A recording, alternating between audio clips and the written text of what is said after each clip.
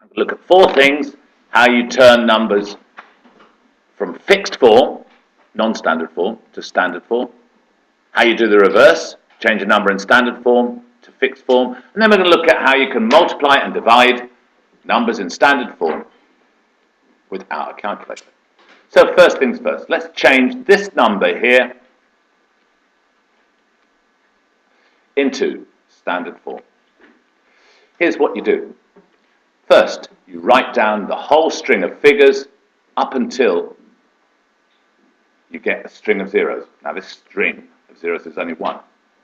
But anyway, we're going to write down these figures here: 7, 2, 3, 6, 1. I'm just going to move that bit to the left.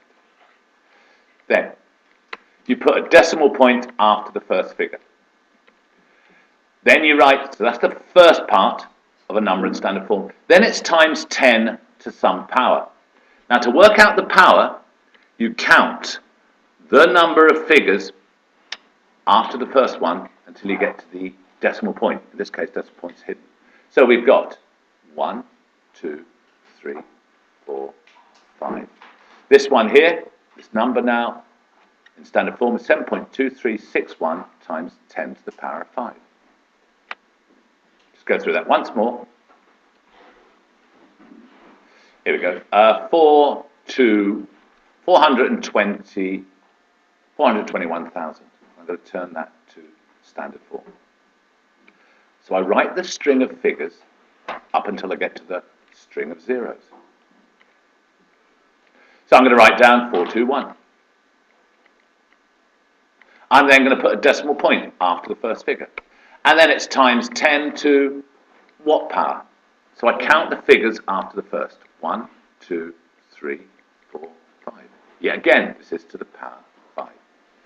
Now, what about example 3? If the number is small, numerically small, that is, it has quite a few zeros after the decimal point. Well, we start off as before. So I'm going to write the string of figures, in this case, after the string of zeros. Oops, misuse of colours. So there's my string of zeros, so I write the figures after that. 2, 1, 3. Again, I put a decimal point after the first figure.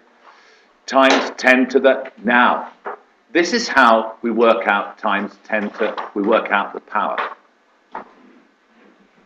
You count the number of figures after the decimal point until you get to the first non-zero. So this 2 was 3 places after the decimal point. So my power is minus 3. Okay, minus shows that it's after the decimal point. Just go through one more like that.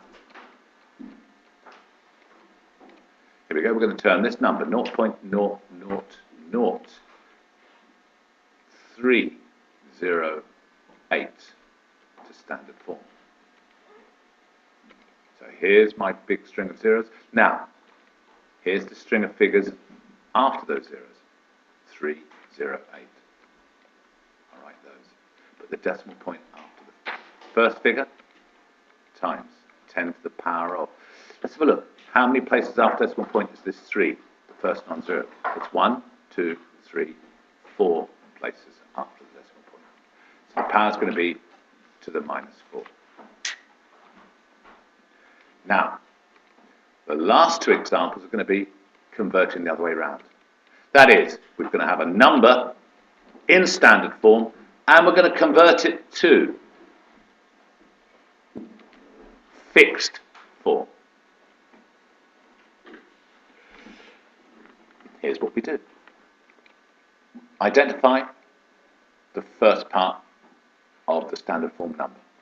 And then I write those figures without a decimal point. But then what do I do? Well, I'm going to add zeros so that the power here was 7, which means I need 7 figures after the first. So I'm going to, well, I've got 2 figures after the first figure. I'm now going to have to add another 5 zeros. Then we put commas in to help us read it, and that number is 50,700,000. No questions until the end, please. go through that once again. Here you go, 2.318 times 10 to the power of 5. So I'm going to write these figures without the decimal point, 2318. Now, the power is 5. So I need 5 figures after this first figure. I've only got 3, so I can use the ever helpful zeros.